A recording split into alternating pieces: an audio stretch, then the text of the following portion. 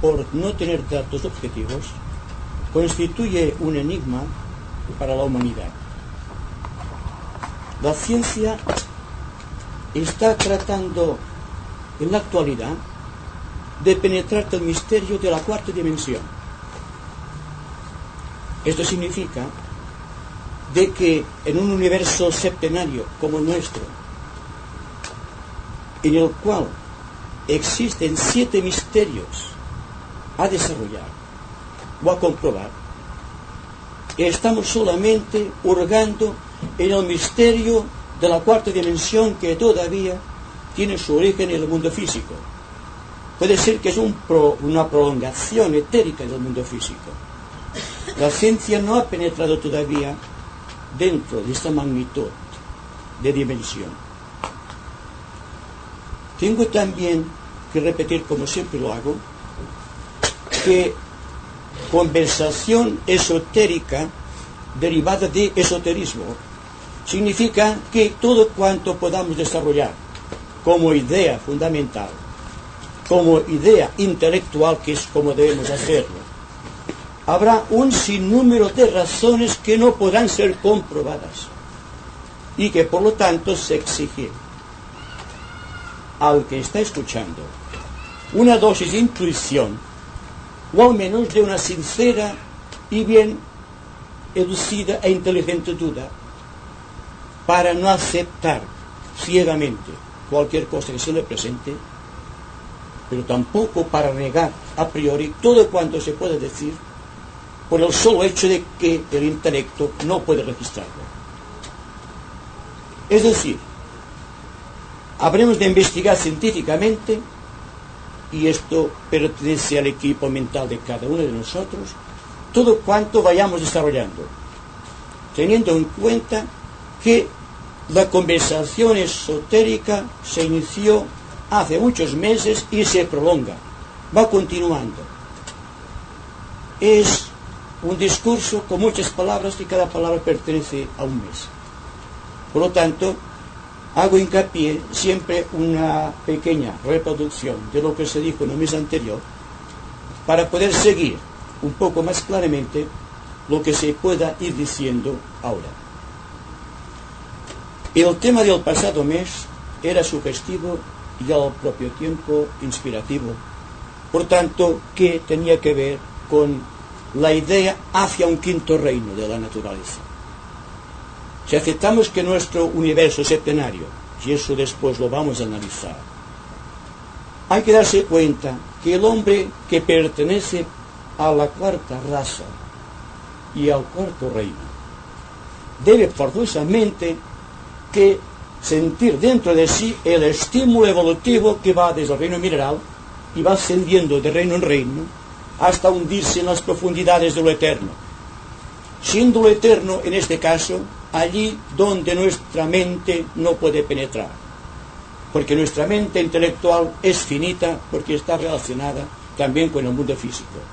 Por tanto, nos faltan todavía muchas células a desarrollar en el cerebro y muchas parcelas de la mente donde desarrollar también nuestro intelecto superior, o, si ustedes lo prefieren, nuestra mente abstracta.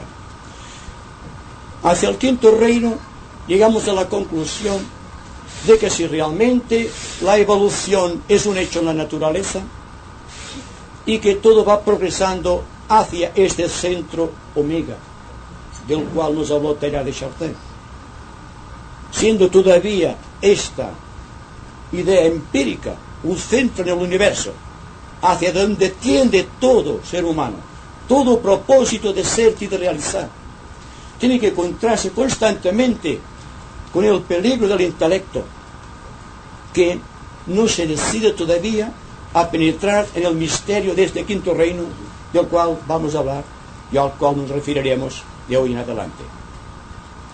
Así, si admitimos la evolución y que al reino mineral, por una transformación alquímica de la naturaleza, da vida al reino vegetal, y si éste da vida al animal, y el animal se convierte con el tiempo en un ser humano, hay que admitir lógicamente que a partir del cuarto reino existe otro reino de la naturaleza. Quizás será este reino al cual Cristo definió el reino de los cielos. Posiblemente será así, por cuanto no tenemos ninguna nota descriptiva y objetiva donde apoyar nuestro intelecto actual. De esta manera, siguiendo la ley evolutiva, vamos a tratar de investigar lo que es este reino y cómo vamos a introducirnos en este reino, siendo el tema de la conversación de hoy los requisitos o la ley selectiva que permite penetrarte en el quinto reino de la naturaleza. Este quinto reino tiene que ver precisamente con el dominio absoluto de ciertas dimensiones todavía en estado de latencia dentro de nosotros,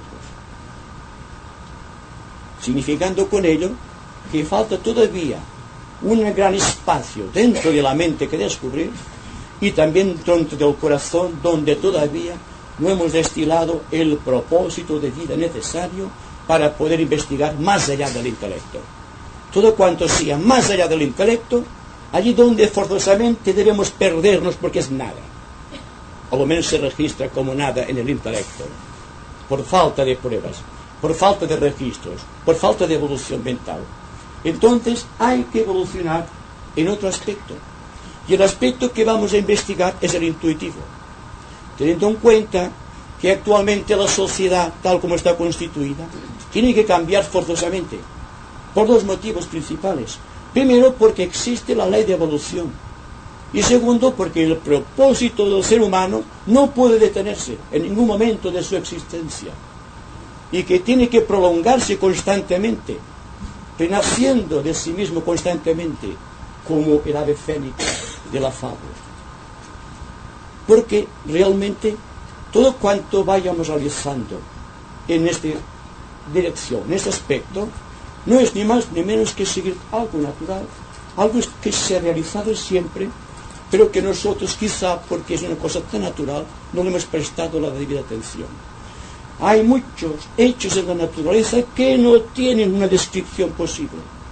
Por ejemplo, el misterio de que ustedes pueden escuchar mis palabras. No se ve nada, ustedes registran simplemente. La vista no puede registrar lo que registra el oído. Entonces, si hay cosas que del mundo físico no podemos dar una explicación, como por ejemplo podemos dar la definición exacta de un color, ¿está nuestra mente capacitada para decir la diferencia que existe entre el color blanco y el negro, o entre el negro y el azul o el verde? Nos faltan elementos de juicio. Estamos dentro de la infancia todavía de lo que es la investigación del quinto reino. Y dentro de este quinto reino existen forzosamente las dimensiones del espacio. Y en este punto de vista de que nuestro universo septenario hay que indagar siempre hacia adelante, sin temor y dejando que las espirales de nuestra mente se vayan perdiendo en el espacio sideral. De la misma manera que una columna de humo que es negro y denso al principio se va extendiendo en el espacio hasta que aparentemente llega a formar parte del propio espacio. Pues eso es lo que se precisa en la nueva era, en esta era de tremendos cambios psicológicos y sociales en la humanidad, en que podamos realmente sentirnos inflamados de un propósito de ser y de realizar que se escape por ética, por intención, por poder, de lo que es habitual, de lo inmediato. Y entonces proyectar la mente hacia la lejanía, hacia la perspectiva más lejana, para escuchar allí el más lejano de los gritos que nos están hablando de compasión y misericordia social, lo cual prácticamente es todavía inexistente en la Tierra. Así que no solamente la investigación tiene que tener un aspecto científico, sino que tiene que ser de ética, de moral, de interés por saber qué es lo que realmente estamos buscando y por qué este sentido proyector hacia adelante. Sencillamente hay un polo positivo de gran atracción, un gran protón central, diría yo, quizás sea este sentido que le da Teilhard de Chardin al centro omega, que atrae a toda la humanidad hacia aquel punto, un punto en concreto hipotético, solo existe dentro del propósito. Y cuando este propósito todavía no tiene una objetividad perfecta, no puede ser dicho como una investigación científica. Hay que dar un amplio margen a la intuición. Y esto es lo que quisiera que ustedes tuvieran en cuenta cuando estamos conversando. Que hay que dar margen a la intuición y que todo cuanto el intelecto se resista a admitir, que exista una razón más profunda que permita la atención sin pensar, sin detenerse, sin resistencia, para ver dónde podemos llegar. Porque naturalmente, si hablamos del quinto reino, y si hablamos del paso obligado que hay que dar, y si estamos diciendo que ahora, en los albores de esta nueva era, la humanidad no puede admitir ya ciertos tópicos del pasado, no puede apoyar su razonamiento simplemente en la mente intelectual, sino que tiene que ascender constantemente y sin detenerse en ningún momento hacia estas zonas aparentemente desconocidas, pero que en ciertos momentos pueden ser captadas por la intuición. Entonces también dejaremos dentro de nuestra mente, de nuestro cerebro y en las parcelas más ocultas del corazón, unos espacios vacíos que podrán ser llenados con la nueva fuerza que iremos invocando. Así que siempre tengo interés en decir, todo cuanto ustedes no puedan penetrar intelectualmente, dejen que sea el corazón el que vaya siguiendo la idea. De esta manera seguramente verán cómo algo se produce, porque realmente, aunque me esté apoyando en datos científicos, el lenguaje tiene que ser forzosamente abstracto, porque solamente así como podemos comprender las cosas elevadas que pertenecen a otra dimensión superior. Fíjense bien solamente en el aspecto septenario de nuestro universo. Pasaremos simplemente un poco por encima. Hay que admitir, tal como nos dice el esoterismo, que nuestro sistema solar es solamente la séptima parte de un sistema cósmico. Que un sistema cósmico está constituido por 7 sistemas solares. Que cada uno de los sistemas solares está constituida por un esquema planetario, el cual se ve 7 planetas sagrados, centros, digamos, de esta fuerza invicta, tremenda, espiritual, que jamás puede detenerse porque está en la raíz del nacimiento del universo y que seguramente persistirá después de la extinción del universo. Hay que admitir también que todo cuanto de fenoménico tenga que ver con esto tendrá forzosamente que ser también septenario. Así el hombre es un septenario y así analizaremos el hombre desde arriba para llegar a glosar finalmente lo que puede llegar a ser este hombre en el momento actual y lo que puede ser cuando esté precisamente en la séptima subraza de la séptima raza. Ahora estamos precisamente en la quinta subraza de la quinta raza. Y naturalmente esto será, no porque lo digamos, es que lo admite la ciencia hoy día. Fíjense bien solamente, un esquema solar con 7 esquemas planetarios, con 12 planetas, de los cuales solamente conocemos 10. Mercurio, Venus, la Tierra, Marte, Júpiter, Saturno, Urano, Vulcano y Plutón. Sin esto, diciéndonos también que de todos estos solamente hay 7 que son sagrados. Es decir, que constituyen la vida de paso de 7 energías, los cuales aquellas personas que estén interesadas en el descubrimiento de la analogía que existe entre la religión y la ciencia, escuchando, leyendo, investigando en la Biblia, cuando se nos habla de los 7 espíritus ante el trono de la divinidad.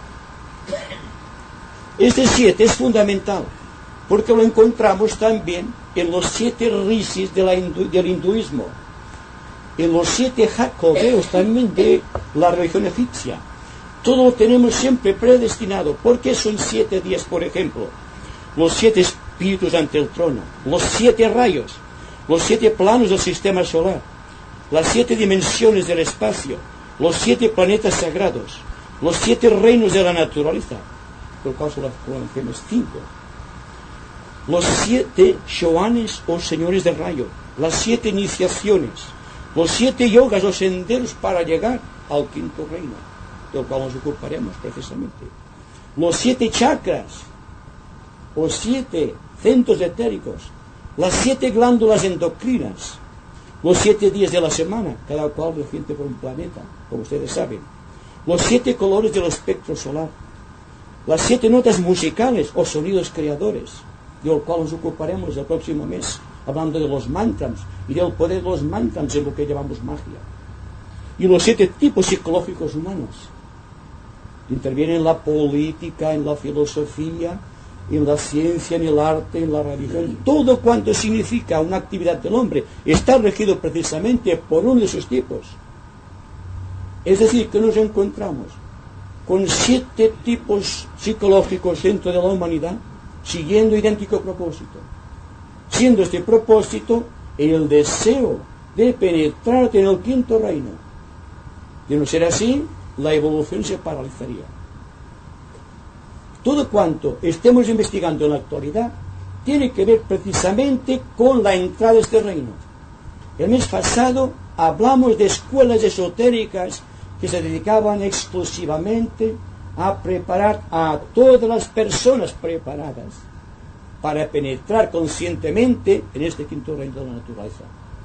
Hablamos de los asramas de la jerarquía, como los vestíbulos de la casa del Padre, tal como se dice también en el libro de los sabios, este libro fundamental que se llama el libro de los iniciados, y que, partiendo del más moderno de los Vedas, el Upanishad, y cuando en uno de aquellos artículos memorables del Bhagavad Gita se nos habla de Krishna y Arjuna, también se nos habla de los 7 ángeles que protegen a Arjuna, cuando está inspirado por Krishna. Entonces, esto tiene forzosamente que hacernos pensar, que hacernos sentir de una modalidad nueva, buscando constantemente las vías de acceso a este reino de la naturaleza. Así que, tal como aparece la humanidad, buscando ya la superación dentro de las características humanas, vemos que existen personas corrientes, que existen dentro de la gran profusión de seres humanos, unas personas que están más imbuidas o más caracterizadas por un espíritu de investigación concreto, y otras que buscan la superación en un mundo divino, abstracto o místico. Esto no importa, porque dentro de una rama, dentro de un grupo de selectividad, de la jerarquía, existen precisamente personas de ambos tipos de rayo, los cuales tienen que ver con el camino individual para penetrar en este reino al cual nos estamos refiriendo.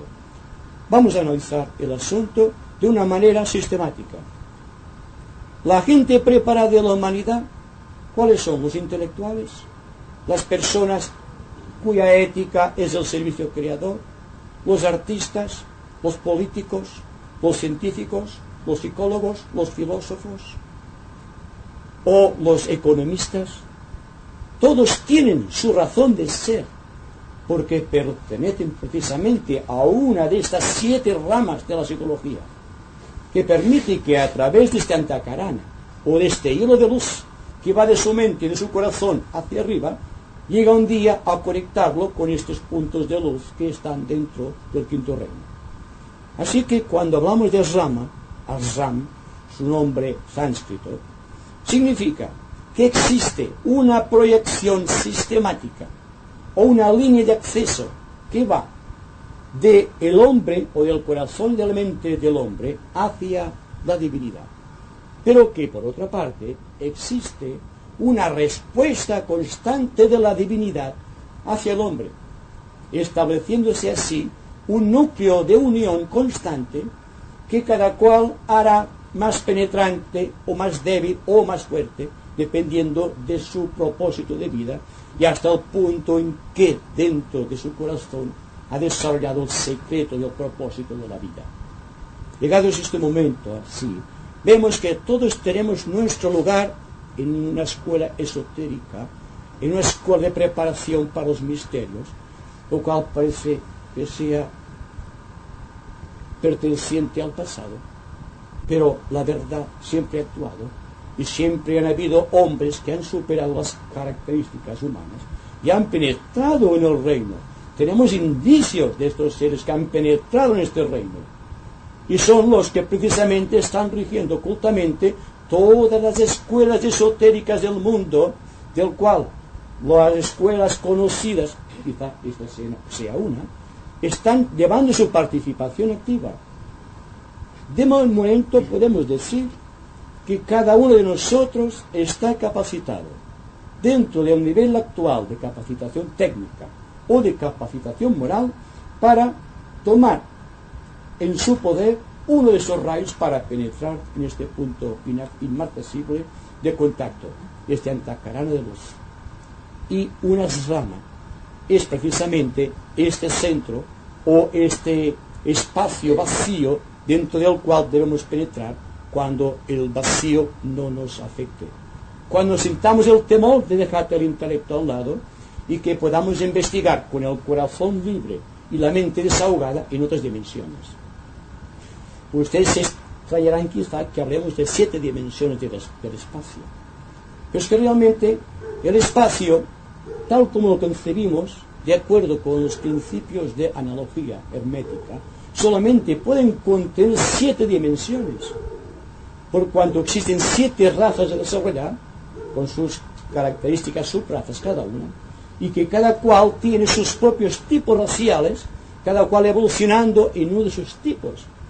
Y nosotros, que pertenecemos a la quinta subraza de la quinta raza, y que según se nos dice estamos en la 4ª cadena de una de estas grandes espirales, quizá en este 5 de la quinta raza y en esta 4ª ronda se halla el misterio del nacimiento del hombre, los 9 meses. Pero no es esto el sistema de hoy. Penetrando audazmente en el terreno, digamos, de la búsqueda, vemos que existen aspirantes de todos los grados. Hablamos en sentido espiritual. Que existen discípulos, dando el nombre de discípulo no en el sentido que se ha dado en el pasado, circunscribiendo el término discípulo a aquellos 12 que, según se nos dice, fueron los que establecieron en el reino el dictado o la doctrina de Jesús de Nazaret. Vamos a decir que todo hombre es un discípulo, porque todo el mundo está capacitado para aprender.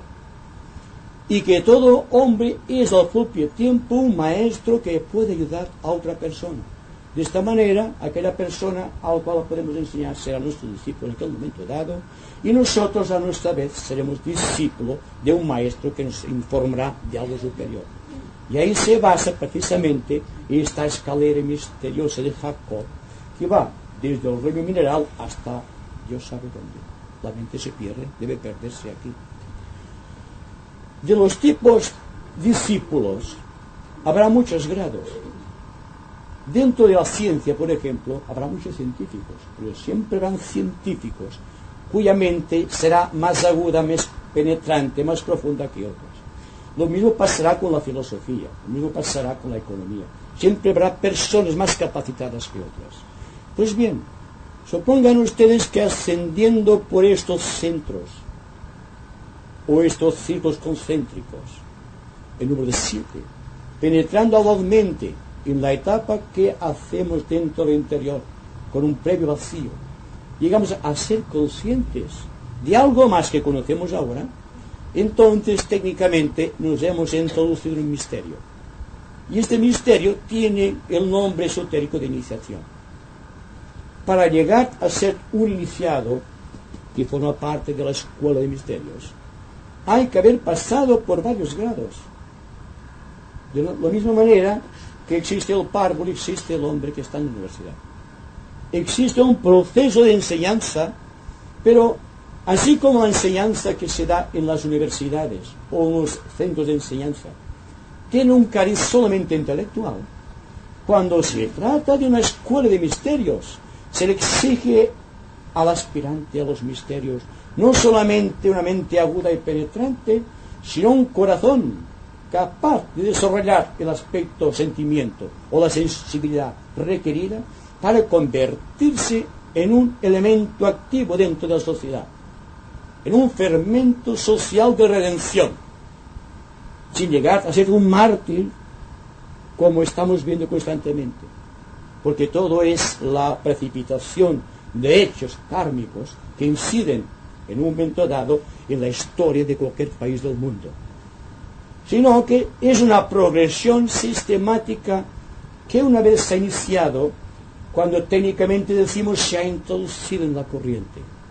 esta corriente ya no puede volver hacia atrás, va hacia adelante, y se llama la gran corriente iniciática, que va penetrando planos, dimensiones y reinos, siendo cada vez más consciente de sí mismo como factor social y como entidad psicológica, teniendo en cuenta que todo esto que estamos diciendo es un hecho que sucede aquí y ahora, y que no hay que darle un tamiz de misterio al hecho de que podamos asegurar que existen en la humanidad, en el momento actual, como hubo en el pasado, personas que conquistaron la gloria del quinto reino. Es quizá por esto que estamos informados de que existe un quinto reino.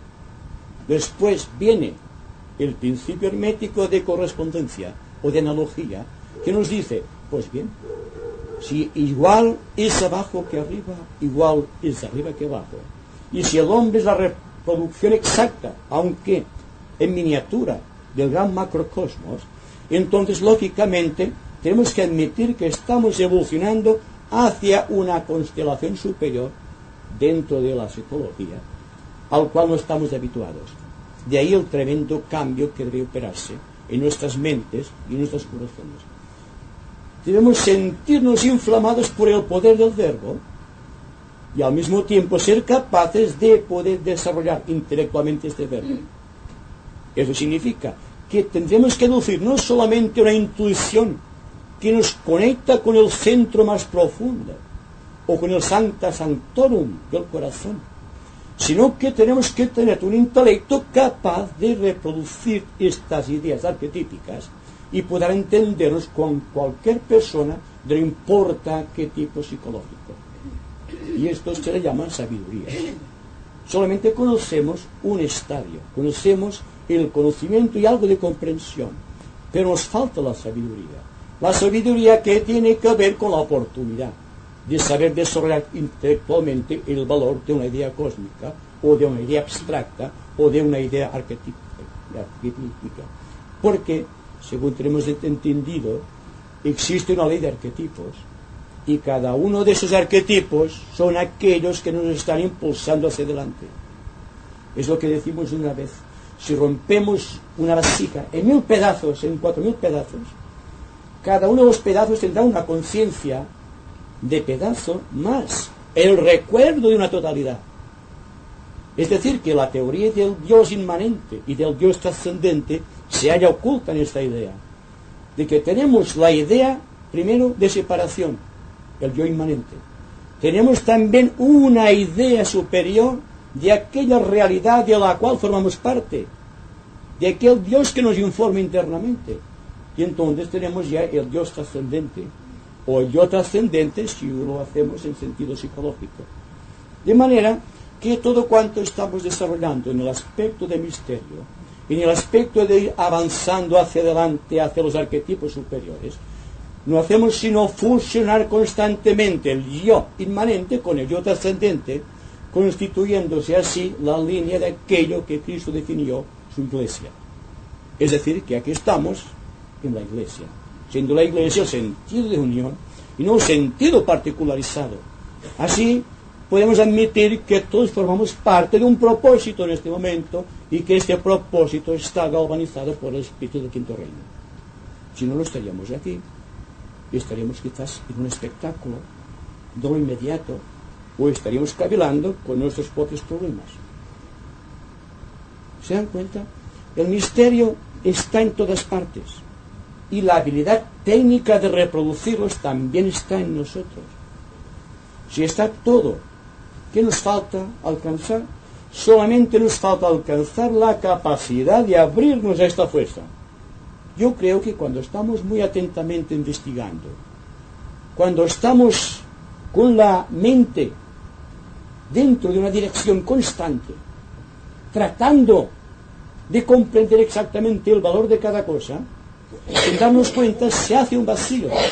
Y en este vacío existe una comprensión misteriosa del propósito de la vida, y sin darnos cuenta ya estamos penetrando en el quinto reino de la naturaleza. Es decir, que el reino de los cielos está aquí. No hay que buscarlo fuera. Se trata de una dimensión. Si todas las dimensiones están aquí, entonces ¿qué falta? Solo falta abrir la mente un poco más y captar algo de estas dimensiones, las más inmediatas naturalmente, y proseguir adelante, tratando ya de reproducir exactamente la gloria que se agita en esos arquetipos que desconocemos. Había pensado también que sería interesante que mi disertación fuese más corta para que ustedes tuviesen más oportunidad de hacer preguntas. Porque nos damos cuenta después que hemos dado una idea de base de que el tiempo nos queda corto para poder proseguir investigando en estas cosas. Así que solamente daré una ojeada de conjunto a lo que quería decirles y vamos enseguida al comentario. Existen pues escuelas esotéricas y existen personas capacitadas para penetrar a través de estas escuelas en algún tipo de misterio. Este misterio no es más que la resolución dentro de nosotros de la gloria de la divinidad. Y les ruego que acepten el término divinidad no como una expresión típicamente religiosa, sino como un hecho científico. Desde el momento en que el hombre no conoce su causa determinante, que solamente está viviendo dentro de unos efectos particulares, cualquier nombre puede ser bueno para expresarte una idea básica.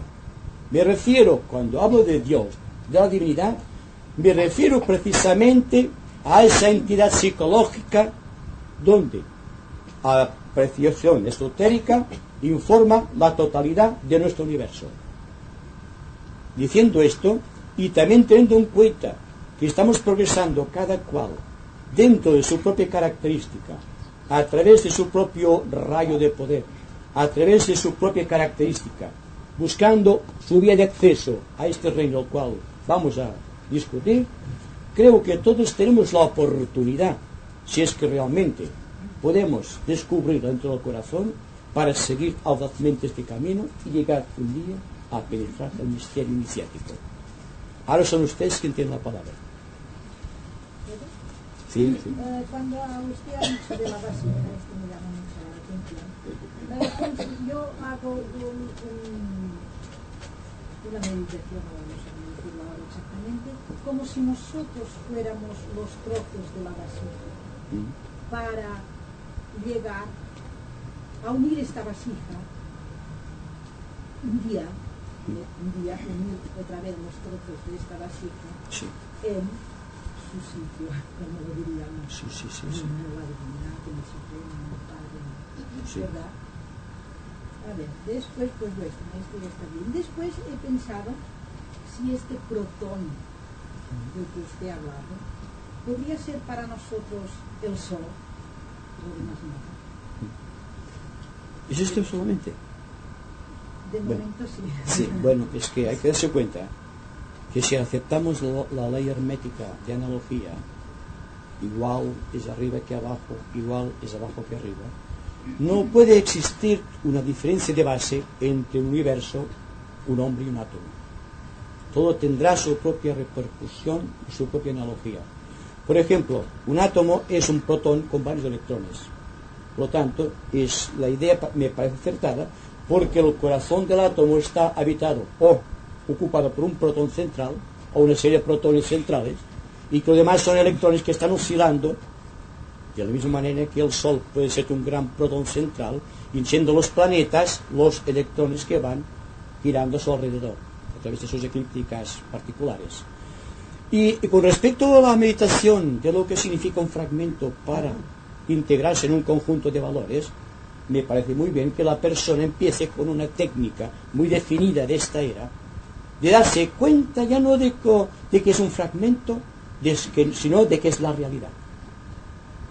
Desde el momento en que operamos desde el punto de vista soy un fragmento, ya estamos limitando la fuerza expansiva de nuestro yo. Estamos empequeñeciendo cada vez más nuestro yo inmanente hasta constreñirlo a través de sus concepciones cerradas y no pudiendo salir afuera ni liberarse de todos esos impedimentos. Para mí, la resolución está en trabajar como si, fíjense bien, como si, como técnica, fuese aquello ya. La persona que dice, yo soy un iniciado, compórtate como un iniciado, y demostrarás entonces que como si yo lo fuera. Entonces, el fragmento de Dios que somos cada uno de nosotros puede integrarse un día en un conjunto mayor. Y es que significa que vamos nosotros por el solo hecho de establecer la técnica de como si fuese Dios, llegar a integrarse con Dios. Quizá lograremos ampliar el campo de percepción del yo inmanente y que quizás algún día, continuando, quizá el yo trascendente nos inundará con su paz, con su gloria, con su inteligencia creadora. A este vamos. Y todo lo que significa, por ejemplo, yoga o meditación trascendental o como sea, no es más que un intento del yo inmanente de reproducirse o de expansionarse en el yo trascendente. Es decir, que usted está en lo cierto. Hay que buscar una conciencia de unidad, más que una conciencia de fragmento. Dense cuenta que todo problema social de la humanidad es porque todos tenemos una conciencia de fragmento y no tenemos conciencia de la unidad que a todos nos lleva adelante. ¿Y cuál es esta unidad? Yo creo que es el propósito de vida. Luego la mente está predestinada del hombre a crear grandes cosas. Y estas cosas más grandes a las que se refirió el gran instructor de la humanidad. Pues bien, para mí el problema es sencillo de expresar, pero muy difícil de realizar. El hecho de que yo tenga una conciencia de fragmento y sepa que solamente dejando de pensar como fragmento podré realizar la unidad, para mí es un tremendo desafío. Pero ¿es que acaso la humanidad no es un desafío permanente? Los sistemas sociales, políticos, religiosos, económicos, no es un sistema para obligarnos a discernir, a actuar, a liberarnos. Pues bien, para mí esto es una meditación, más que encerrarse en un cuartito durante 10 minutos pensando que voy a unirme con la divinidad. Esto para mí es pasajero, en cuanto el tremendo desafío social es constante. Por lo tanto, deberemos actuar el yoga constantemente, siendo el yoga simplemente un nombre que damos a la actitud del yo inmanente que se prolonga hacia el trascendente. Solamente esto. Y partiendo de aquí, vamos viendo cómo la vida tiene a formalizarse, a rejuvenecerse, a ampliarse, a adquirir una perspectiva de conjunto y no perspectivas inmediatas. Porque lo que afecta al hombre como fragmento es su perspectiva inmediata, sus necesidades inmediatas, mi yo, mi familia, mi trabajo, y los demás no me importan. Porque claro, cuando existe la guerra en Vietnam, o existe en el Congo, o existe en Angola, no nos preocupamos mucho. Solamente nos preocupamos de la violencia cuando está en nuestro país o está en nuestra localidad. Y esto es una cosa que debemos registrar en la mente y saber que hay que empezar por aquí. Si buscamos la unidad, hay que buscar la unidad total. Y no la unidad de mi país, o mi localidad, o mi grupo, o mi trabajo, o mi propio, o mi familia. Sino que la meditación, el verdadero yoga, es social. No es algo simplemente de momento, algo hipotético.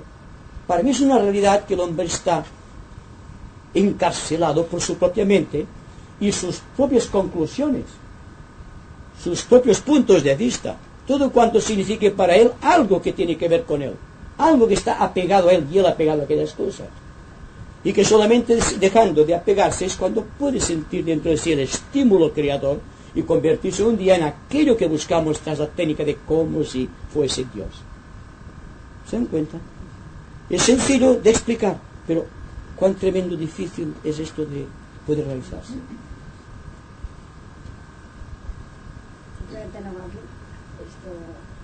Me gustaría saber qué diferenciación hay cuando decimos fulanito de tal es muy religiosa o fulano de tal es muy espiritual. ¿En qué se diferencia? El sentido espiritual Al religioso.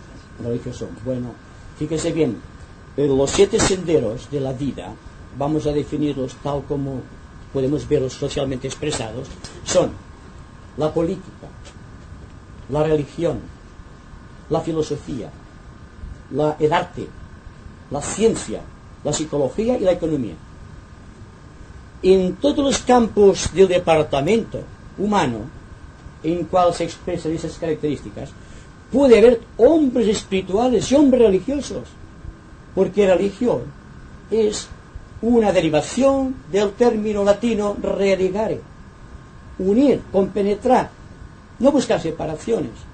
Ahora, si ustedes me dicen la religión tal o la religión tal, entonces diré falso, porque todos los hombres buscan la misma cosa, fíjense bien, los caminos no importan, igual que los rayos, digamos, de un carro, que todos van a un eje. Aparentemente están separados, pero todos convergen en el centro. Y todas las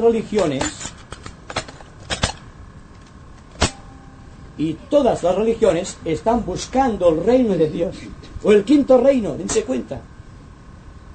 Es el pez que se muerde la cola. Constantemente vamos al mismo sitio.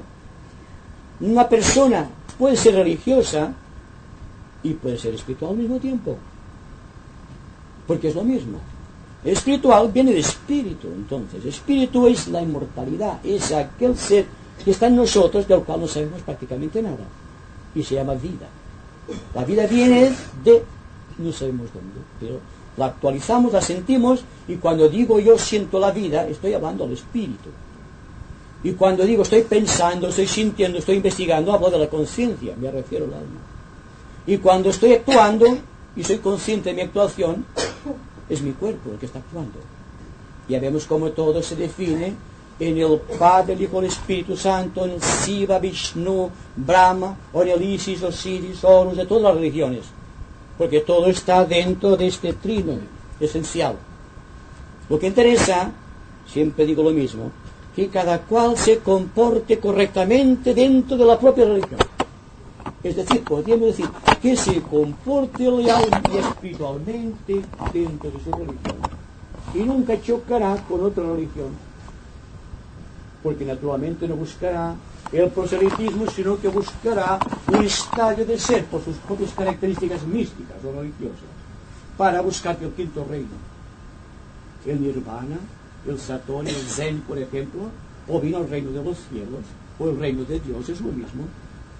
Son nombres con los cuales expresamos la finalidad del hombre aquí en la tierra. Si no, ¿para qué hemos venido? ¿Se dan cuenta? Es un desafío constante. ¿Para qué hemos venido? Esa es la pregunta. Es el ser que no sé.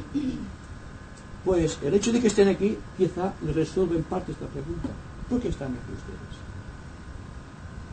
ustedes? Están porque están investigando en el quinto reino. Si no, no estarían aquí. Ni yo tampoco. Todos somos entonces discípulos de una escuela esotérica, no dándole ningún lugar definido en el tiempo ni en el espacio, sino como un estado de conciencia particularizado que intenta llegar a la propia conciencia de la divinidad. Y para mí esto tiene unas consecuencias incalculables dentro del mundo social del momento, en el cual existen, como ustedes saben, ideas antitéticas y antigónicas por cuestión de principios separativos. Es como el fragmento y otro fragmento de aquella vasija enorme de la divinidad. Estuviesen luchando entre sí buscando la conquista del reino de Dios. Eso es falso. Solamente tratando de ajustar todas las piezas de este rompecabezas inmenso, se puede gozar con una totalidad, teniendo la conciencia de que todos estamos realizando una parte de esa totalidad, siempre y cuando no luchemos ni reaccionemos. ¿Qué es lo que pasa actualmente? Pues si lo fíjense ustedes, en política, en economía, en religión, en filosofía, en todo hay una separación sistemática del hombre y del hombre. Y sin embargo, solamente hay un principio desarrollado, un propósito, un secreto y un objetivo. El propósito de ser, el secreto, la iniciación, el objetivo, el arquetipo. siendo el arquetipo de la mente la verdad. Buscamos la verdad por la mente. Y con el corazón buscamos la bondad. Y con el cuerpo tratamos de establecer relaciones armónicas a través de la belleza, o a través de un equilibrio. Es decir, que todo cuanto estamos investigando es algo actual. No estamos buscando algo hipotético, algo que pertenece a otra esfera, no. Estamos hablando desde un punto de vista muy lógico que admite que existe una teoría de evolución, y esta existe, no porque lo ha hecho Darwin u otro, sino porque se ve. Porque si no todavía estaríamos en el mundo de las cavernas. Estamos en el siglo XX y tenemos la televisión, los transportes aéreos a gran velocidad, conocemos todas otras cosas, las computadoras electrónicas, y naturalmente tenemos una serie de cosas prácticamente desconocidas en tiempos de Cristo. Por esto digo, vosotros haréis cosas más grandes que las que yo he hecho. Pero es lógico.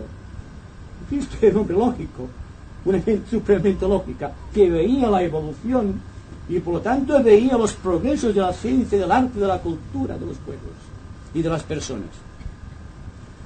Así que estamos aquí precisamente tratando de comprender algo más de lo que conocemos actualmente. No porque lo diga yo, sino porque el contacto es el que favorece la salida del yo inmanente hacia el yo trascendente.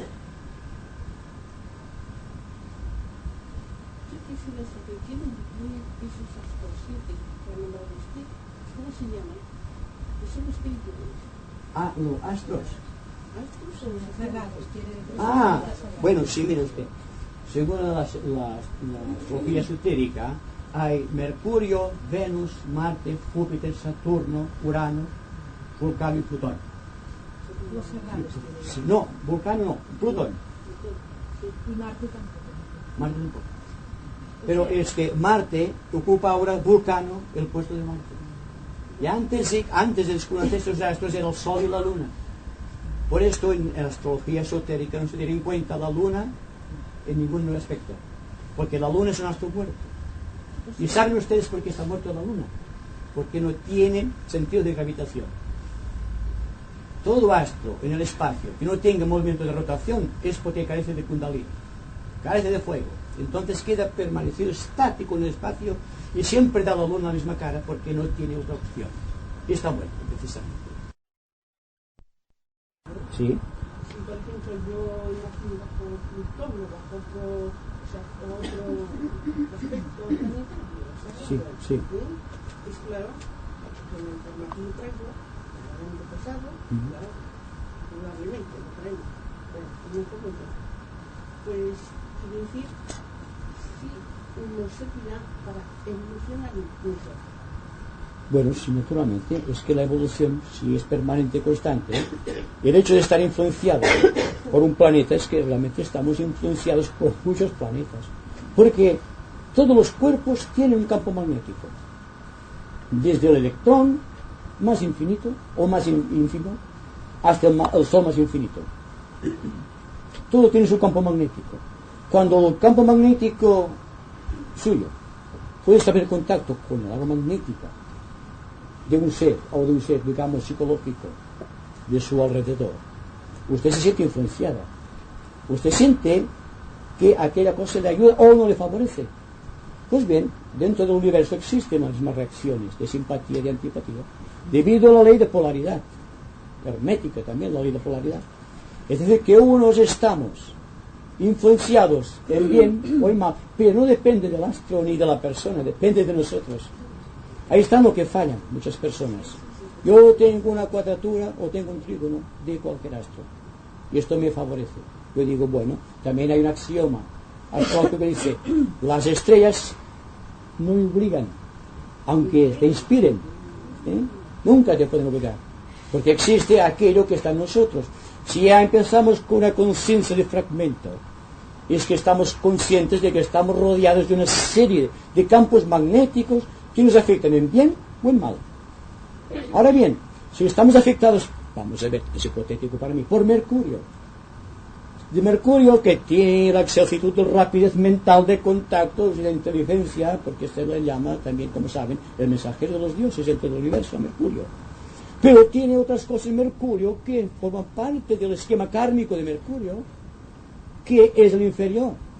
Depende de la persona que del campo magnético de Mercurio extraiga lo bueno o lo malo. Así que no culpemos a los pobres astros, que bastante trabajo tienen, sino que el trabajo para mí es nuestro. Bonita. Es que no te señora ya. Bonita. Sí. Bueno,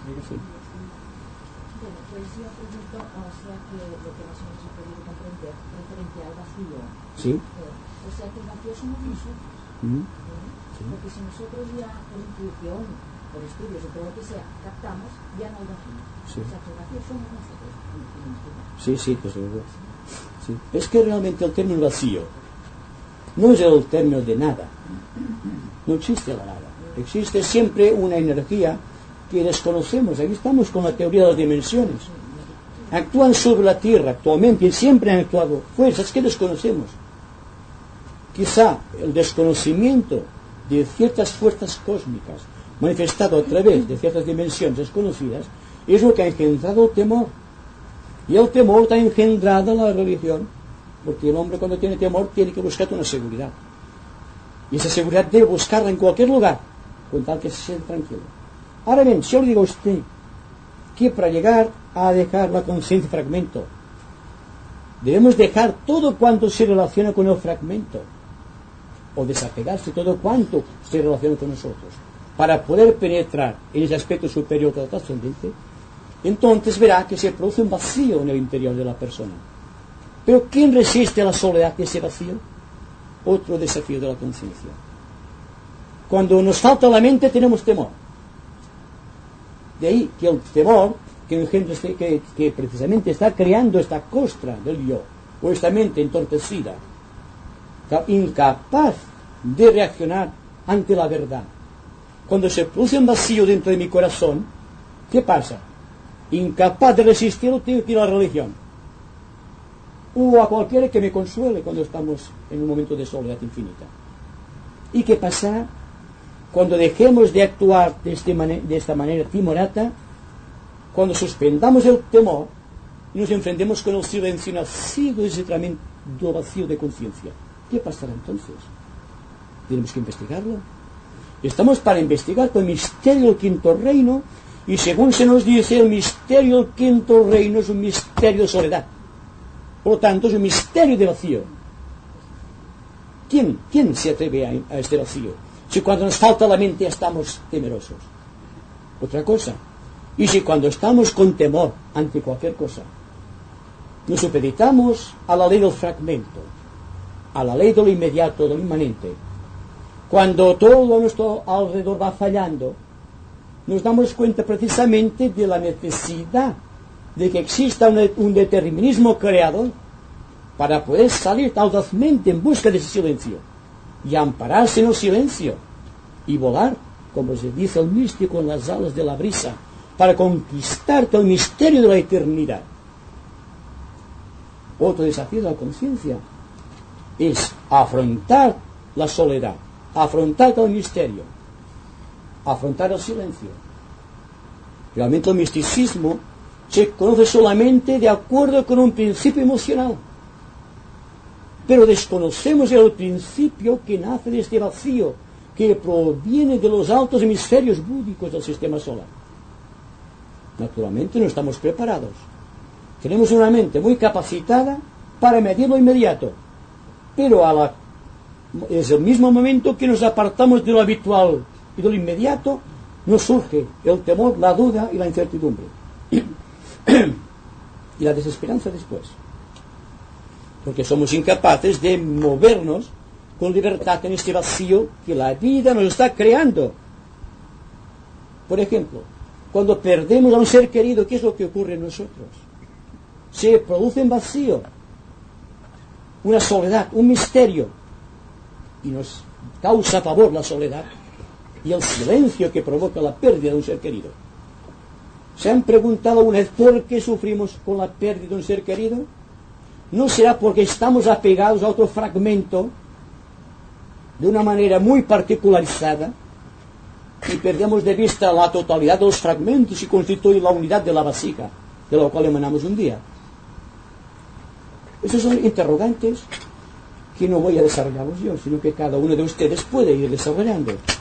Yo solamente sé que existe un silencio y que ese silencio se va moviendo por grados dentro del corazón. Y desde el momento en que el corazón registra ese silencio y es capaz de hacer partícipe a la mente de ese misterio de soledad, entonces se transforma el individuo en un ente realmente social, no como hasta aquí, que con la conciencia de fragmento todos somos más o menos antisociales. Yo quisiera que nos dijeras el trabajo que se efectúa en esas ramas y quiénes tienen acceso a ellos.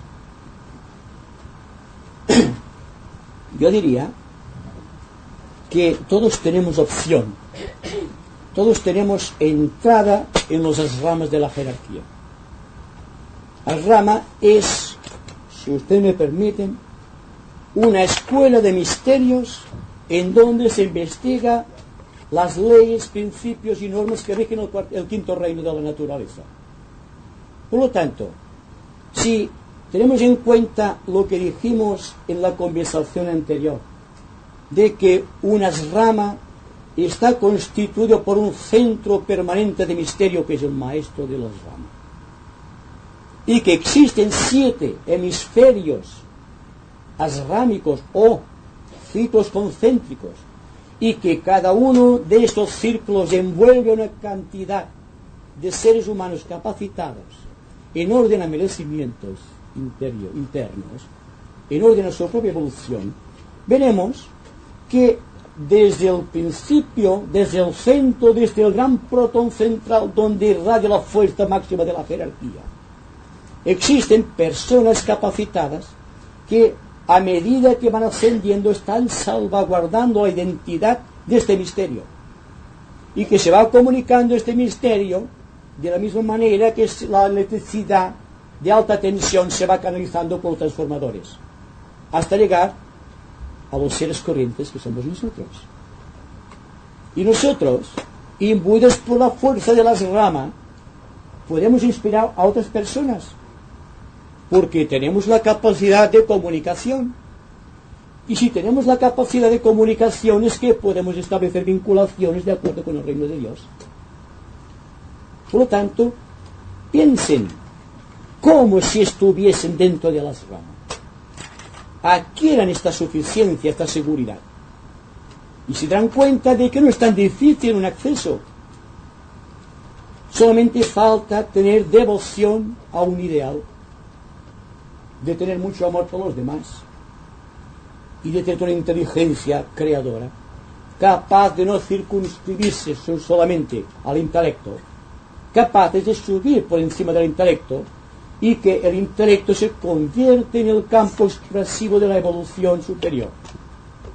Por ejemplo, el hecho de captar en un momento dado una idea abstracta o arquetípica, ¿de qué serviría si no tuviésemos un intelecto capacitado para reproducirla?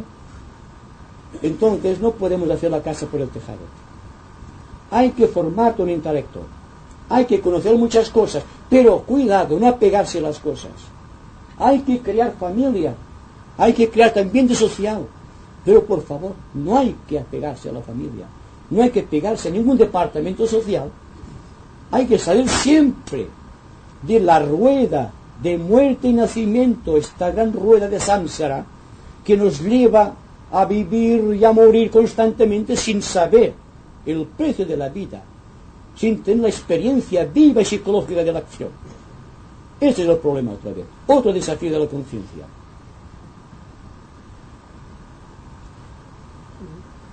Usted. Tacarana.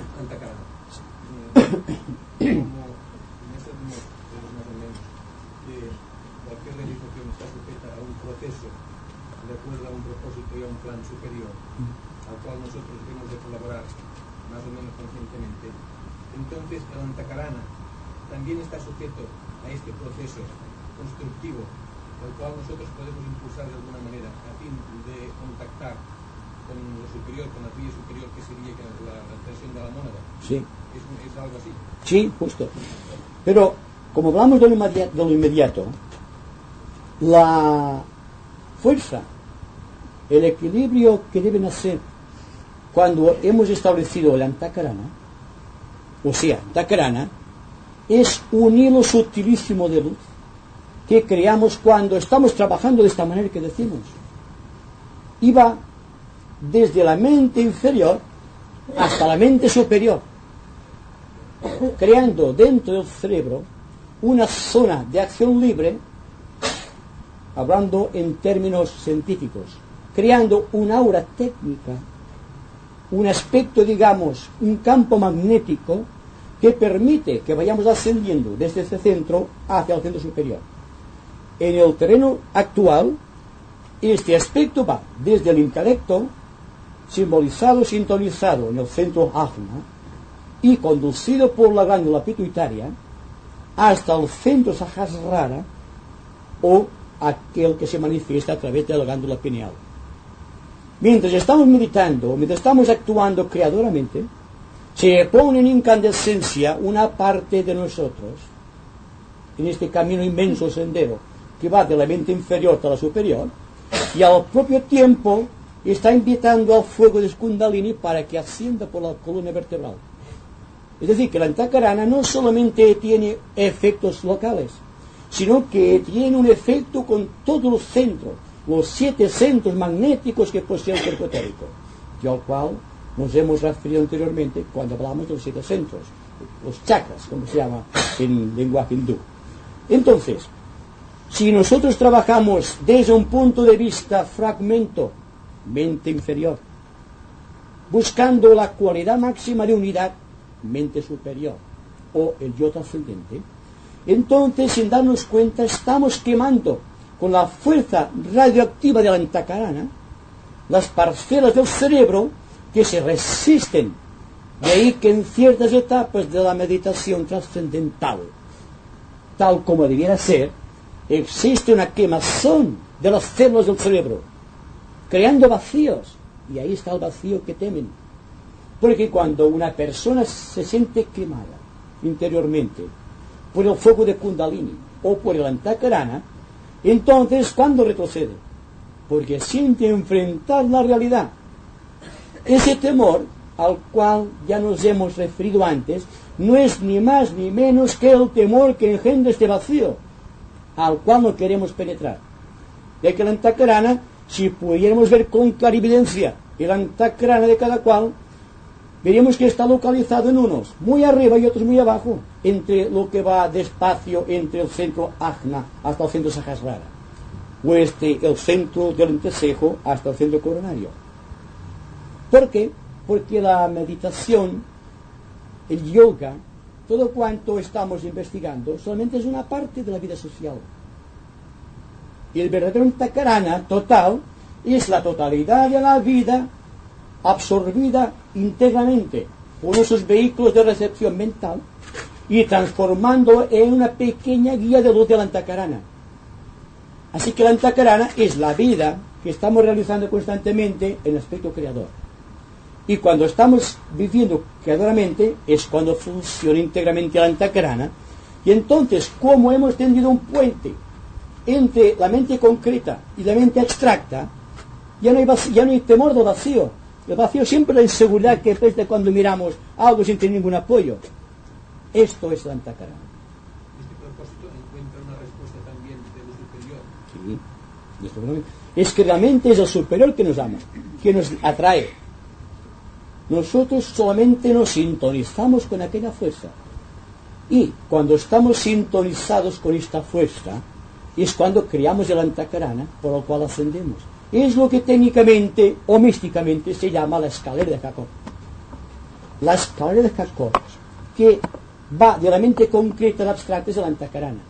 Pero existe otro antakarana para la vida mística, que va desde el corazón hasta el coronario. Porque hay 2 grandes senderos en la vida. Hay 7 rayos, pero solamente hay 2 grandes senderos. Hay rayos como el primero, el tercero, el quinto y el séptimo, que pertenecen a la línea mental de la que está utilizando la antakarana del centro ajna coronario. Y existe la línea del segundo, del cuarto y del sexto rayos, la línea del corazón, o la vida mística, que están siguiendo todas aquellas personas que no son intelectuales, son místicas precisamente. Y tiene que haber de todo en la vida. Porque de esta manera, en la profusión de características existe más compenetración, más comprensión de lo misterio enorme de la vida.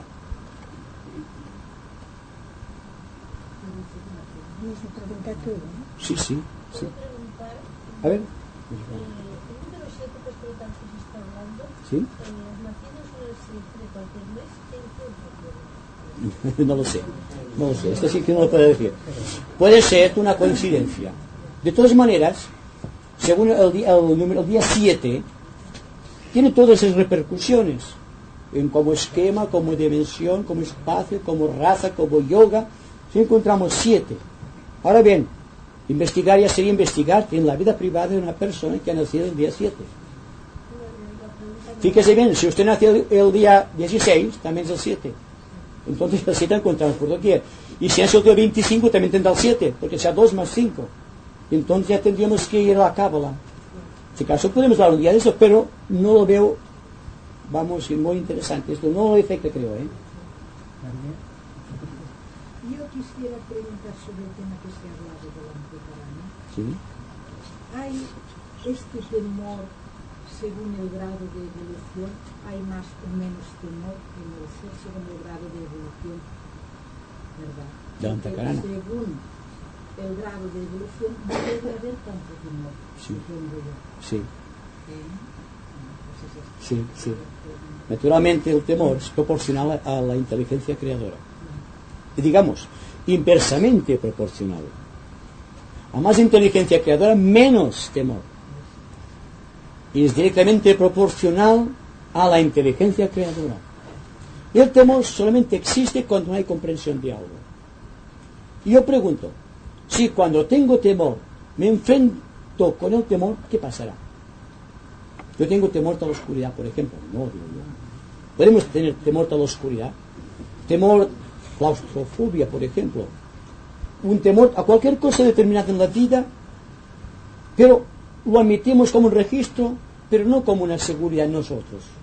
No tenemos el determinismo suficiente para enfrentar aquel hecho de temor. ¿Por qué?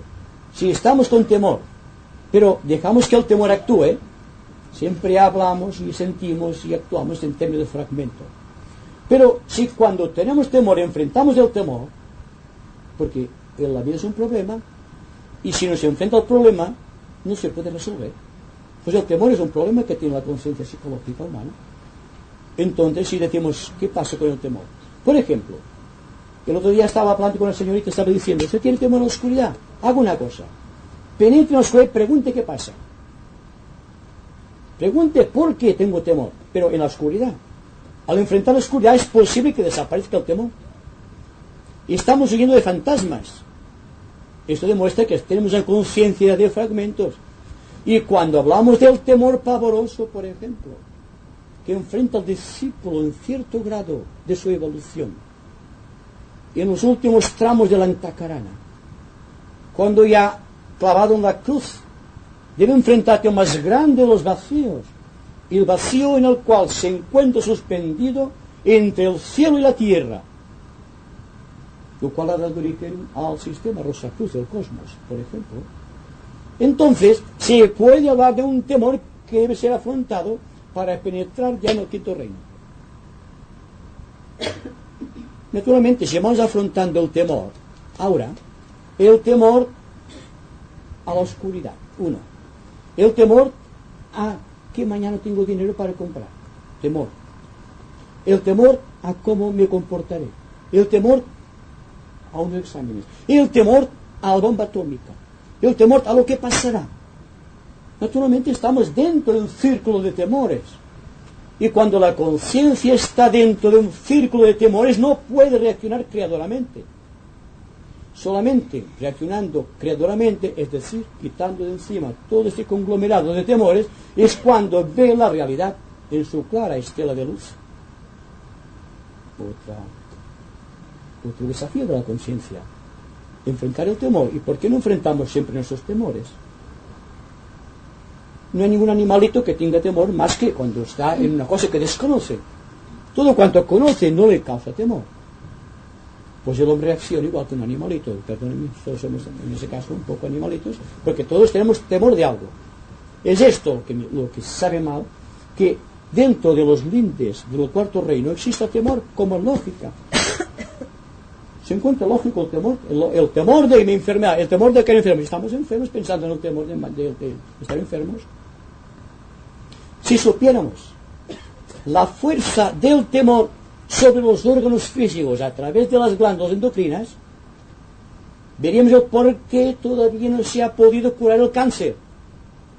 Porque el cáncer, como enfermedad vibratoria, depende mucho del estado mental del sujeto, el que sea.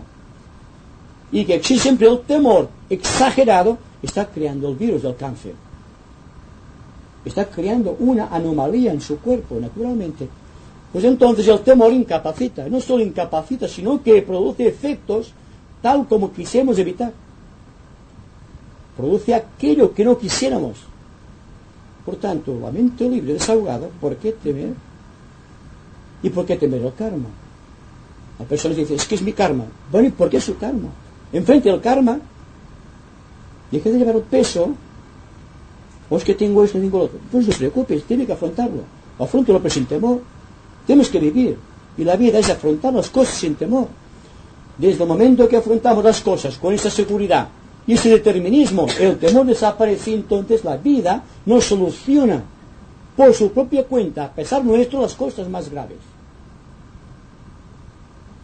Un momento, de parte de un amigo de la otra vez hablamos. Sí. Quería hacer una pregunta sobre esto de la crucifixión.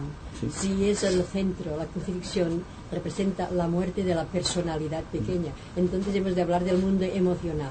O sea que tenemos que olvidarnos de nosotros mismos para ascender, ¿no? Sí, claro. Esto es el centro de Sí. como la Rosa Cruces. Sí, Hay sí. que hablar mucho de este aspecto porque del yo pequeño o el yo superior, muchas personas no comprenden que es el aspecto emocional. Exacto. El aspecto emocional, entonces aquí están todos los deseos y todos los prejuicios. Entonces, para que la persona aprenda a vivir sin las ilusiones pequeñas, se ha de enseñar cómo debe aprender a ser creadora en otro nivel. Sí. Porque al dejar un nivel, entonces viene una zona oscura. Hay que saber enseñar cómo, entonces, al dejar unas cosas, cómo puede ya afrontar las otras. Porque Sí. hay que enseñar que el centro de la cruz es la muerte de la personalidad, pero la personalidad continuamos viviendo. Entonces, ¿a través de qué personalidad continuamos viviendo cuando hemos muerto ya en la cruz de los deseos? Hay que cultivar las cosas grandes para dejar en su justo lugar las pequeñas. Es decir, que cuando hablamos de la teoría de la cruz, ustedes saben que la cruz no es un símbolo cristiano, es un símbolo cósmico. Es el símbolo de las energías, digamos, espirituales buscando su centro de proyección hacia el infinito, pues que la persona está de pie y los animales están agachados. Entonces, fíjense bien. Eso significa siempre la evolución superior, hacia arriba. Esto la evolución inferior, las tendencias instintivas, la mente concreta y la emoción, como decía la señora. Entonces, para librarse de lo pequeño hay que cultivar las cosas grandes, lo que estamos diciendo aquí, el cómo sí.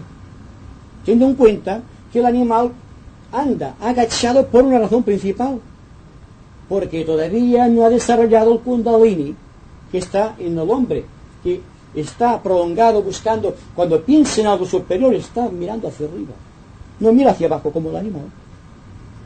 Entonces el símbolo de la cruz es siempre el punto de intersección o la rosa en donde las energías que buscan la divinidad se encuentran con las energías humanas.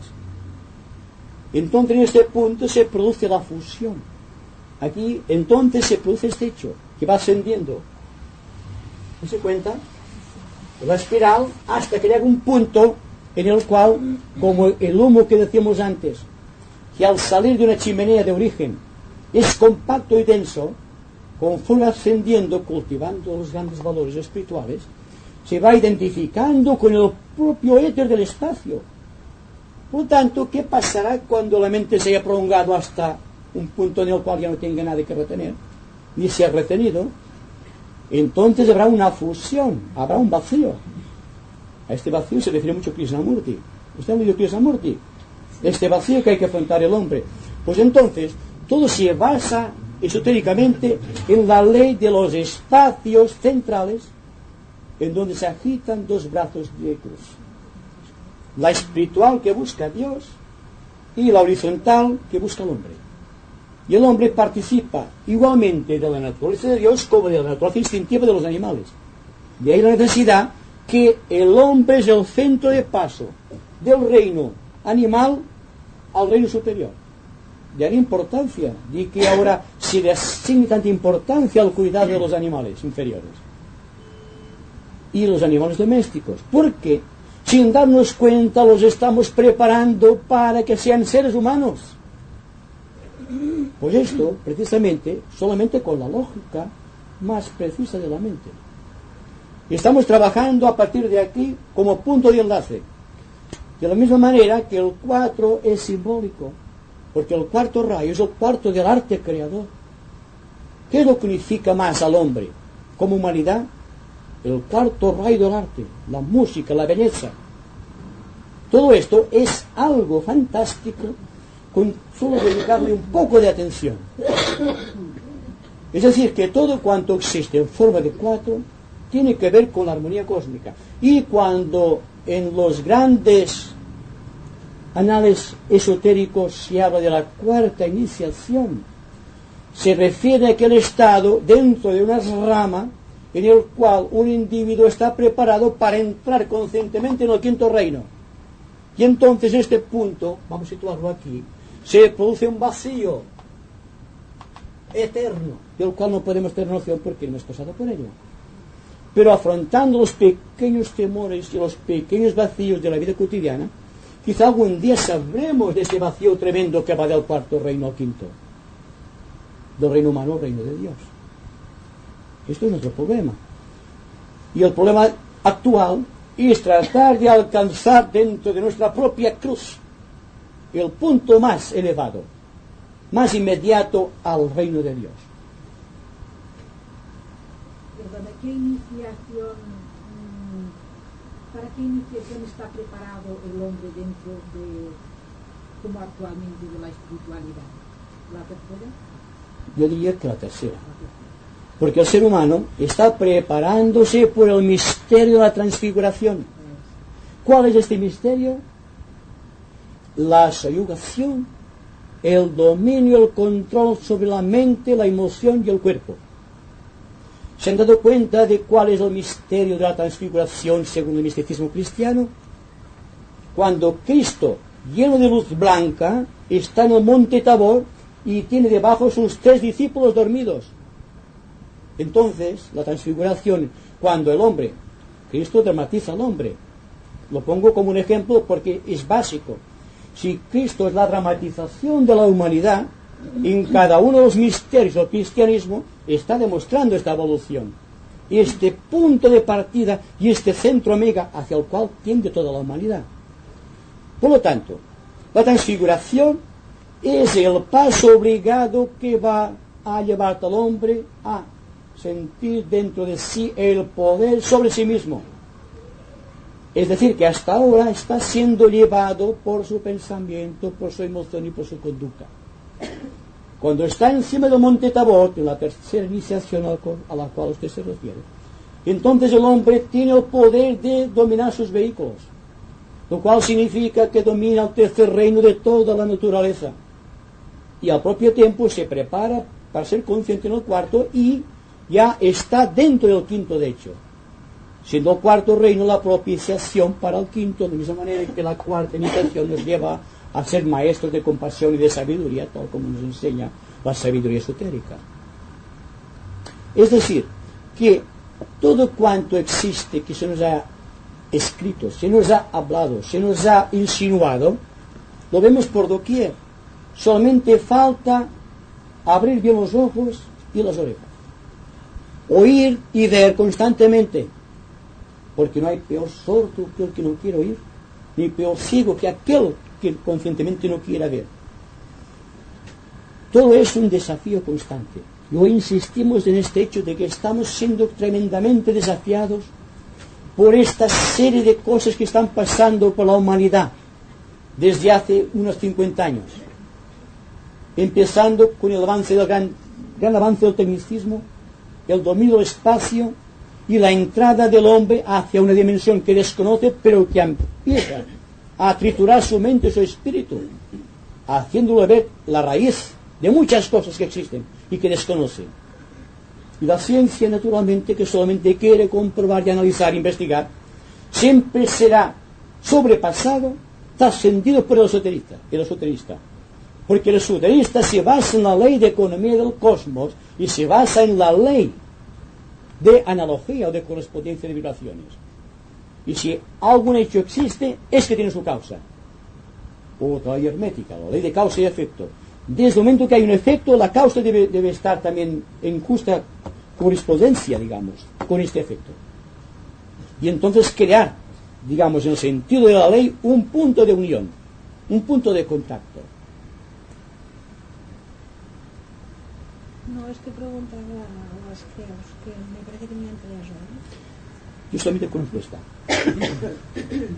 Sí, hay muchas cruces. No, pero no sé, tenían que... Sí, la San Andrés, hay la Cruz de Malta, hay muchas cruces. La cruz mutable, la fija y la... Bueno, sí.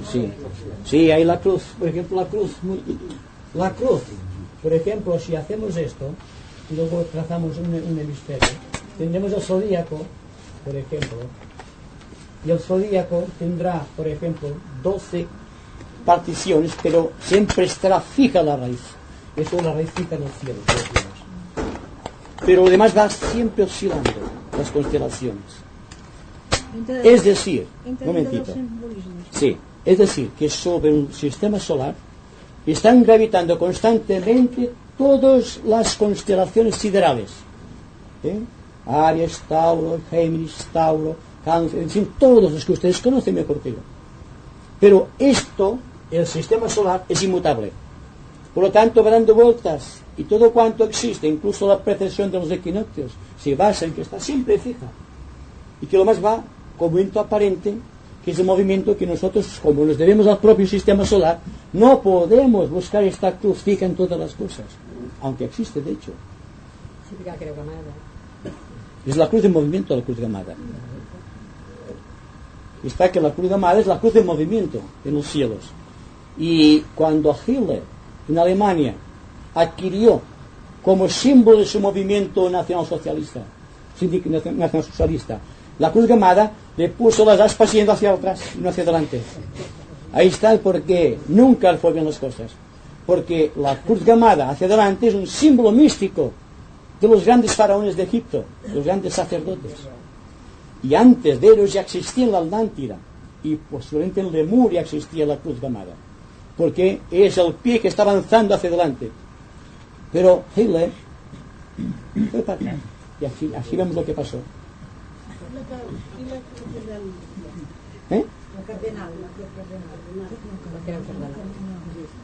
Sí, es la misma, es que todo se basa en lo mismo. Pero como hablamos ahora en un sentido muy esotérico y no astrológico, yo quisiera más discutir el tema astrológico en lo que conviene al hombre, que partiendo de un punto de vista intelectual, puede ir glosando un conjunto de valores, lo cual significa que a medida que va glosando este conjunto de valores, su mente va quedando más vacía, más hueca de principios intelectuales, y por lo tanto con más vacíos para ser llenados por la intuición. Si ustedes quieren decir que la cruz cardinal es la concreta y la cruz fija en el espacio es el aspecto abstracto, estoy de acuerdo también. Uno está moviéndose constantemente con el hombre, es el karma que actúa sobre el hombre y es el movimiento de la evolución. Lo demás casi puede decir que no nos interesa, porque es hacia atrás como fue Hitler. Yo creo que lo más interesante es que seamos conscientes de cada uno de los momentos que estamos viviendo. No solamente este momento en el cual estamos identificados por una serie de valores y consecuencias éticas, morales, psicológicas que surgen de la conversación de hoy, sino que al salir de aquí, continuar con este espíritu de unidad que trasciende la ley del fragmento, del segmento, para ser constantemente una realidad viva que puede manifestarse por doquier. Y cuando hablamos de una inteligencia normal o intelectual, también, o hablamos de la inteligencia creadora, estamos diciendo que la inteligencia está también en un sentido que no es intelectual la inteligencia, siendo la inteligencia algo que trasciende el intelecto. Para mí el intelecto es solamente un aspecto mecánico del hombre, que el hombre puede y debe dominar este aspecto mecánico del intelecto, porque va a producirse una era en la cual los computadores tomarán el aspecto intelectual o de memoria o de investigación para vivir solamente dentro de una informática de tipo superior, en el cual el hombre solamente buscará cosas nuevas, aquellas cosas nuevas a quien se refieren los tratados bíblicos, y las computadoras irán registrando los hechos que iremos investigando. Pero ¿para qué apegarnos a lo que hemos ya creado o creado ya? Busquemos otras cosas nuevas, y así cuando estemos creando cosas nuevas iremos siendo conscientes de este vacío al cual nos estamos refiriendo constantemente. Es decir, lo sabemos todo. Yo creo que todos sabemos todo lo que estamos diciendo aquí. No se dicen cosas nuevas, quizá se dicen de otra manera, o quizá es bonito oír reproducir a otro aquello que yo sé, no para decir aplaudir porque estoy de acuerdo, sino porque juntos estamos investigando la misma cosa. Es muy notable la diferencia de estar de acuerdo en el sentido de proselitismo, o estar de acuerdo con todas las cosas porque ves una lógica, ves una ley y un principio autodeterminado que se está realizando en nosotros. O sea que como símbolo habla, yo digo, los hombres del espacio, o sea que están buscando, o sea, investigando el espacio. Sí. Como símbolo también lo podemos apropiarnos nosotros, Sí. que estamos investigando el vacío. O sea que estamos preparados ya para el vacío. Sí, podemos, sí. Aunque ya sabe que los símbolos, aunque sean muy perfectos, siempre tienen un vacío. Porque, fíjense bien, el símbolo, por ejemplo, del triángulo. Estamos cansados de ver el triángulo. Y cuando se nos pone, por ejemplo, la imagen de Dios en forma simbólica, se le pone el triángulo con un ojo central, mirando todas las cosas. Y se dice, Dios es uno siendo el Padre, Dios es uno siendo el Hijo, Dios es uno siendo el Espíritu Santo. Y esto a nosotros, cuando éramos pequeños, no nos cabía en la cabeza que una persona puede ser tres al mismo tiempo. Pero es fácil de investigar ahora que sabemos que tenemos una mente, que tenemos un cuerpo emocional y que tenemos un cuerpo físico. Y que dentro está el yo, que es consciente cuando está pensando, que es consciente cuando está sintiendo y que es consciente cuando está actuando. Solamente es ver el símbolo en su justa proporción y a nuestro alcance, y no situar el símbolo a alturas inaccesibles donde no podemos llegar. Realmente lo más elevado, lo más sublime, debe ser cosa de lo inmediato, cosa concreta que podamos discutir todos de una manera, digamos, muy amable y muy amistosa, como estamos discutiendo las cosas de la familia, por ejemplo. Sí. Siempre ha habido una antinomia entre la ciencia y el espíritu desde toda la vida. Ya las religiones antiguas, ¿no? Que la ciencia es diabólica, la ciencia es mala porque el espíritu solo puede ser conocido por el espíritu y la materia no conocerá nunca el espíritu y tal y cual. Y yo me resisto bastante a secundar esta antinomia. Y como que toda la energía es intercambiable, todas las energías son intercambiables. De la luz, a partir de la luz se puede hacer sonido, a partir de la audiofrecuencia se puede hacer radiofrecuencia para que pueda ser oída, porque lo que oímos con el altavoz de la radio son vibraciones muy rápidas, muy rápidas, muy sutiles, transformadas a unos planos más densos, si no lo oiríamos. Y yo tengo la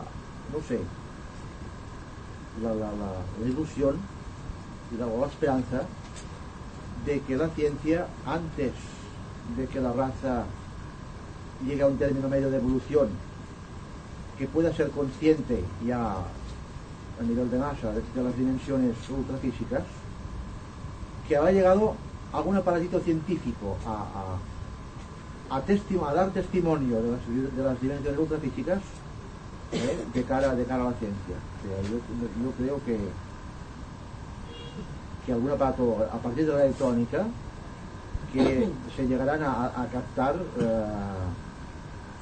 energías ultrafísicas y hacerlas patentes a nivel físico,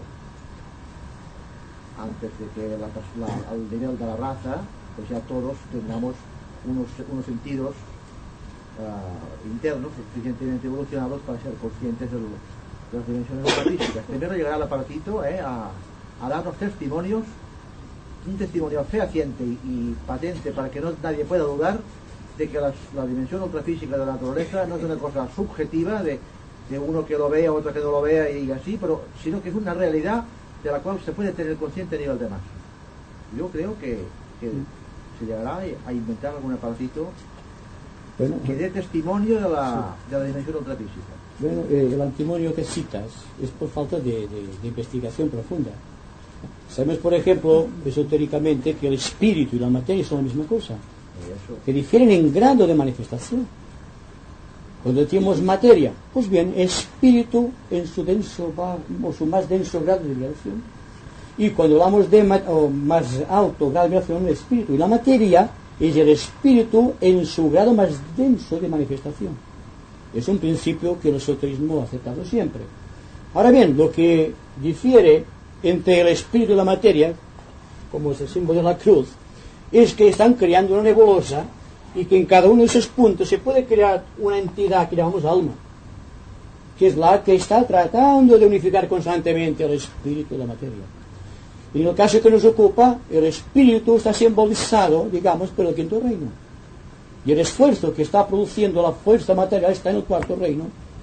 Por lo tanto, el que está vibrando, la alta frecuencia que va de un sitio al otro es el alma, la conciencia, la que está investigando, que estamos investigando en este momento.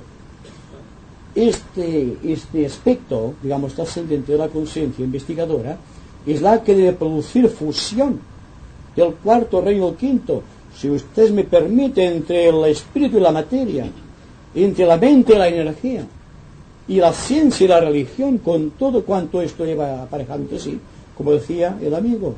Inciso, lo que decía el amigo Juan, la cámara Kirlian, ¿a qué nivel la pones? Porque lo que dice José ya es un aparatito que demuestra... Sí, bueno, pero la cámara Kirlian está tratando de investigar dentro de la cuarta dimensión, pero solamente ha abarcado el aspecto periférico de la cuarta dimensión, que es el aspecto etérico. Ahora sabemos que el campo magnético al que se refiere, tenemos noción de que existe un campo magnético en todas las cosas, y que el campo magnético que fue descubierto el hombre efectivamente por la cámara Kirlian es el cuerpo etérico de los esoteristas, es el doble etérico que vive más del cuerpo, y el cuerpo está muerto y continúa proyectado esta fuerza. Y es un gran avance científico que se puede descubrir de forma objetiva que existe otro cuerpo. Es el cuerpo de energía, el cuerpo vital, el cuerpo bioplasmático, tal como la ciencia lo denomina actualmente, a través de la cámara Kirlian. Pues bien, una cámara que no será Kirlian, quizá otras de lo Kirlian, pero otro superior, hará posible que seamos conscientes de los elementos que viven en la cuarta dimensión, y de la quinta, de la sexta y de la séptima, a medida que vayan evolucionando las razas y las subrazas del planeta. Hay cosas en nuestro mundo que son secretos todavía porque nuestra mente solamente investiga lo inmediato. Y a fuerza de investigar en lo inmediato, hemos perdido de vista el objetivo más lejano, que es las dimensiones superiores. Y ahora empezamos a investigar científicamente. El esoterista ya ha visto esto anteriormente. Siempre.